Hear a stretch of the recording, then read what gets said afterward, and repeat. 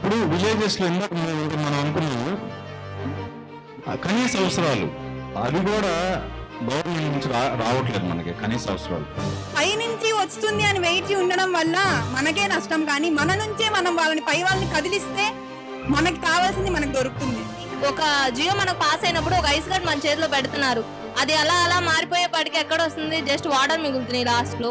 ప్రతి ఒక్కరు ప్రాబ్లమ్స్ రాగానే గవర్నమెంట్ కల్ చూస్తున్నారు. మనం ఎంత గవర్నమెంట్ కల్ చూడాలి.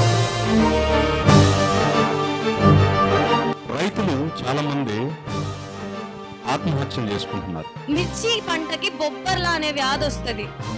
మన ఎయిడ్స్ కే మందు కనుక్కున్నా ఆ బొబ్బర్లకి ఎందుకు మందు కనుక్కోలేకపోయాం? అది మన సైంటిస్ట్ లోపమా, యువత లోపమా, బడ్జెట్ లోపమా, మేధస్సు లోపమా? బడ్జెట్ లోపమా, మేధస్సు లోపమా? బ్యాంకులో ఇన్సూరెన్స్ అడిగితే బిజినెస్ వాళ్ళకేమో కొద్దిగా ఎక్కువ మనీ ఇస్తారు. అదే రైతులు అడిగితే తక్కువ మనీ ఇచ్చి ఎక్కువ వడ్డీ అడుగుతారు. వైఎస్ జగన్ పాదయాత్ర చేస్తే అందరూ షేర్లు చేస్తున్నారు, లైకులు చేస్తున్నారు, కామెంట్లు పెడుతున్నారు. అలా చంద్రబాబు బస్సు యాత్ర చేస్తే సేమ్ అలాగే రిపీట్ చేస్తున్నారు.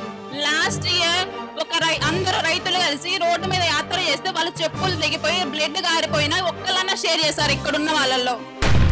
గిట్టుబాటు ధర ఇచ్చే హక్కు గవర్నమెంట్కి ఉన్నప్పుడు మరి పంటలు తీసుకునే హక్కు కూడా గవర్నమెంట్కి ఉండాలి కదా. ఎందుకు ఉండదు? రైతులు సొంతం అంటున్నారు. రైతులు పండించే వ్యక్తి, పండించే వ్యక్తికి నిర్ణయించే రేటు లేనప్పుడు గవర్నమెంట్ ఎవరు సార్ మరి లాక్కోవడానికి?